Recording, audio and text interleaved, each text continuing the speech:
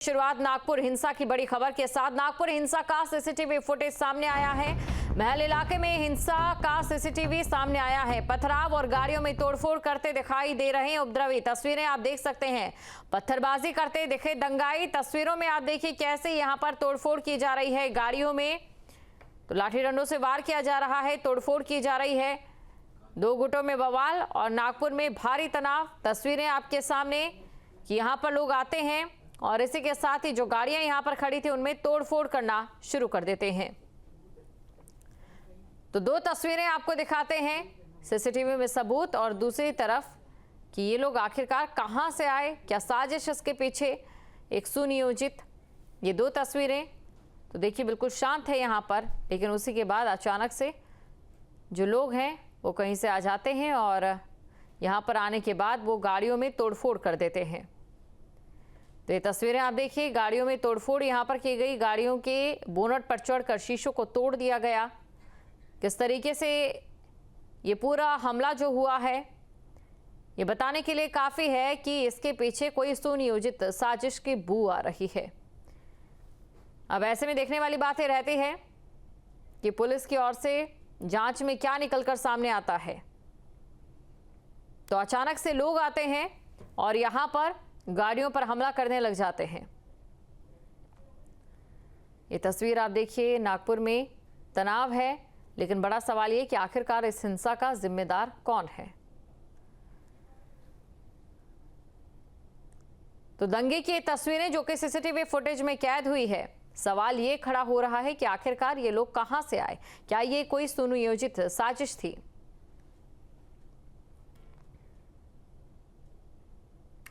अब आपको सुनाते हैं हिंसा की कहानी चश्मदीदों की जुबानी।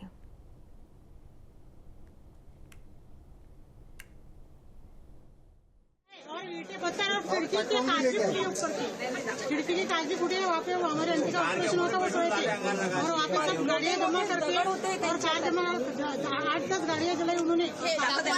ये सब पत्थर ले लेके दौड़ने लगे। हमारे घर के ऊपर भी पत्थर फेंके, ऊपर बच्चे थे दिखे उनको, उनके ऊपर भी पत्थर फेंके और पूरा हमारे दरवाजा खिड़की पर फोड़ने में लगे थे। गाड़ी गिरा दिए, हमारी कार जला दिए।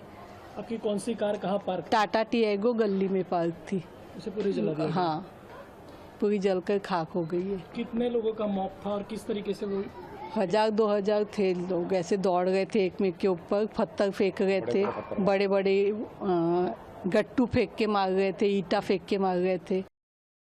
पूरी टीम आई, सबके हाथों में पूरे चेहरे पैक थे, उन लोग के पूरे अपने अपने चेहरे ढके हुए थे, हाथ में तलवार डंडे बोतलें थी। उसके बाद एकाएक उस कॉर्नर पे उन्होंने हंगामा चालू कर दिया। उसके बाद में हंगामा के साथ साथ में लोगों के शटर घर को फोड़ना, पत्थरें फेंकना, इतना पत्थरें फेंके। पत्थरों के साथ साथ में फिर लोग ना गाड़ियों को खींचकर फोड़ना चालू कर दिए हैं। ये वाकया हो गया अभी समझ जाओ 9:30 बजे का। नहीं, उस समय की घटना का समय क्या था? 8:30 बजे का। 8-8:30 बजे का एकदम ऐसा 500,000 लोग ऐसे दौड़ के आए, पत्थरबाजी की है और घर पे पत्थर मारे और हमारी कार जला दी है।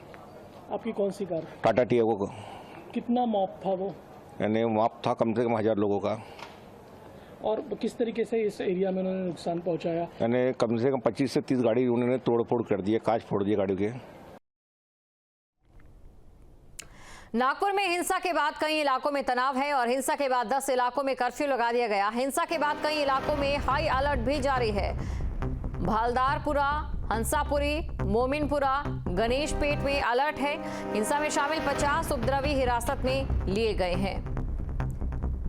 तो नागपुर में हिंसा के बाद कई इलाकों में तनाव का माहौल भी देखने को मिल रहा है और साथ ही हाई अलर्ट भी है। कर्फ्यू लगा दिया गया है।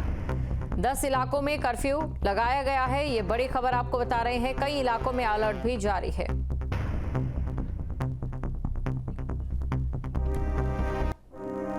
नागपुर हिंसा पर पुलिस कमिश्नर ने विस्तार से जानकारी दी है, सुनिए उन्होंने क्या कुछ कहा।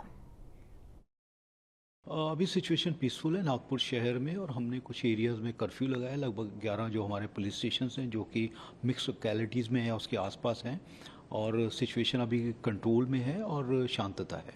तो इसमें लगभग 50 से ज़्यादा लोगों को हमने इसमें कस्टडी में लिया है। और इसके अलावा भी जो लोग सीसीटीवी में या फिर वीडियोस में या फिर सोशल मीडिया पे नज़र आ रहे हैं इस तरह की हरकत करते हुए या शांतता को नुकसान पहुंचाते हुए या फिर पब्लिक प्रॉपर्टी को नुकसान पहुंचाते हुए, तो उन लोगों को भी हम आइडेंटिफाई कर रहे हैं और उनके ऊपर कार्रवाई कर रहे हैं। नागपुर हिंसा पर महाराष्ट्र गृह राज्य मंत्री योगेश कदम ने कहा है कि हिंसा की वजह का अभी पता नहीं चल पाया, लेकिन हमने जांच शुरू कर दी है। हिंसा की वजह अभी तक पता नहीं लग चुके हैं, लेकिन जरूर कुछ ही देर में इन्वेस्टिगेशन हमने चालू कर दिया है। अब तक टोटल 47 लोगों को हम लोग डिटेन कर चुके हैं। इसमें लगभग 12 से 14 हमारे पुलिस कर्मचारी इसमें इंजर्ड है। कुछ उनको लिगामेंट टेयर हुआ है, कुछ उनको कुछ कट्स है और बाकी माइनर्स है।